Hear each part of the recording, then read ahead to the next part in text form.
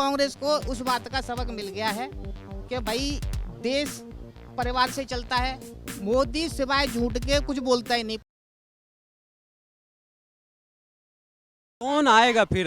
नरेंद्र मोदी जी के बाद कौन आएगा? चेहरे बहुत सारे हैं लेकिन फाइनल नहीं हो पा रहा है। केंद्र के अंदर सरकार अगर कोई चला सकता है वो है कांग्रेस। कांग्रेस ने गलतियां की, उसकी उन्होंने 10 साल सजा पाली। जो उन्होंने गलतियां करी उन्हें 10 साल सजा मिल गई। अब उनको भी पता पड़ गई भाई सरकार जैसे हम चलाते तानाशाही से वैसे नहीं चलेगी। तो कांग्रेस भी तानाशाही की है कहीं ना कहीं। उसको सजा मिल गई भाई साहब, 10 साल सजा मिल गई। उसको पता पड़ गई देश ऐसे नहीं ऐसे चलता है। बीजेपी से सीखी है क्या देश चलाना? देखो अब मान बीजेपी से तो नहीं सीखी। सीखी कैसे? 10 साल में सीखी कैसे? सीखी इसलिए सीखी कि जो वो आदमी कहते हैं ना कि आप किसी बंदे को घर से बाहर निकाल दो, जहाँ भी रोड पे सो बाहर खा पी, तो उस बंदे को घर के ना मैं तो पता पड़ जाता कि भाई घर में हमारे को कितना सुकून था और बाहर हमें क्या क्या क्या परेशानी उठानी पड़ रही है। तो इसलिए कांग्रेस को उस बात का सबक मिल गया है कि भाई देश परिवार से चलता है। जो हमारे जो गरीब परिवार है, जो भी है हमारे जो हिंदुस्तान में सारे परिवार है, वो एक तरह परिवार की तरह है।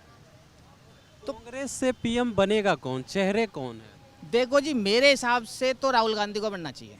और भी सीनियर नेता हैं जो राहुल गांधी से पहले से उसमें से काम कर रहे हैं। बात देखो सीनियर की नहीं होती, सीनियर और जूनियर पे नहीं होते। बात होता है कि किस बंदे में टैलेंट है, और उस बंदे ने पूरे देश की यात्रा कर ली।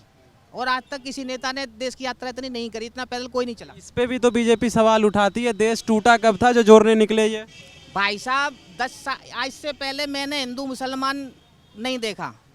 मेरी कम से 40-45 साल से ऊपर उम्र हो गई है। जो 10 साल के अंदर जो अब के जो राजनीति का स्तर जो गिरते हुए देखा है ना, इससे पहले मैंने नहीं देखा जो इन 10 सालों में गिरा। देश का प्रधानमंत्री अगर मंच पर चढ़ के झूठ बोले तो उसका पूरे देश में क्या संदेश जाएगा? अगर मान लो अगर परिवार का एक मुखिया अगर वो झूठ बोल रहा है तो उस परिवार पे असर क्या जाएगा? मोदी सिवाय झूठ के कुछ बोलता ही नहीं। 15 लाख आ गए सबके खाते में। किसानों की आय डबल हो गई। 2000 जब मोदी जी ने नोटबंदी करी थी ना, आज है ना, कांग्रेस को कह रहे जी तुम्हारे सोना छीन लेंगे, चांदी छीन लेंगे, तुम्हारी मकान प्रॉपर्टी सब छीन लेंगे। जब मोदी ने नोटबंदी करी थी उसके बाद उन्होंने एक भाषण और दिया था, शायद किसी को याद नहीं है पर मेरे को याद है। उन्होंने कहा था कि अब तो मैं नोटबंदी कर रहा हूँ, अभी तो मैं नोट निकाल रहा हूँ, आगे चल के प्रॉपर्टी की छानबीन कराऊंगा। कहाँ कराई छानबीन? क्योंकि इनके मिनिस्टर के पास इतनी प्रॉपर्टी निकलेगी। जब कांग्रेस पे करी तुम्हारी प्रॉपर्टी, अरे तुमने भी तो कहा था कि सबकी प्रॉपर्टी की छानबीन कराऊंगा। अरे एक पे को तो एक ही घर मिलेगा। इन्होंने तो वो बात दबा दी। झूठी पार्टी है, झूठी पार्टी है जी। तो जैसा कि आपने देखा कहीं ना कहीं जनता जो है परेशान हो गई है, थक गई है इस बीजेपी सरकार से, क्योंकि महंगाई बढ़ गई, बेरोजगारी बढ़ गई, कहीं ना कहीं गरीबों का नहीं सुना जाता है, सिर्फ अमीरों की पार्टी। ऐसे ऐसे इल्ज़ाम लग रही है बीजेपी पे।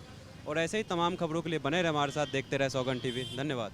आप देख रहे हैं सौगंध टीवी, सौगंध वतन की।